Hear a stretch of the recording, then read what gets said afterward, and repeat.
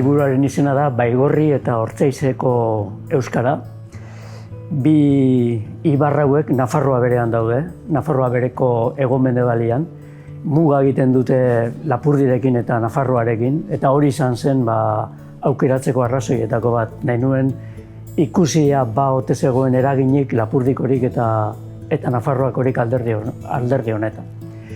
Denetara 11 herri dira, handiena Baigorri da, eta bestea txikia dira. Behar bada guetako ezagunenak Urepel, Irulegi, Birarrai, hoi dira.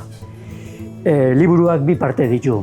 Bata, gramatika, horre aztertzen dut fonologia, morfologia eta sintasia, eta gero bigarren partea hiztegi bada. 4.600 hitz sartu ditut, esamoldeak ere bai, esaera zaharrak ere bai, eta hori da liburuaren edukia. Orain arte ez ezaguna zen hemengo euskera, egia zen Nafarroa bereko euskera ere nahiko ez ezaguna da, eta eruditzen zait hizkuntzaren ganako interesa dukan jendearen dako baliogarria izango dela.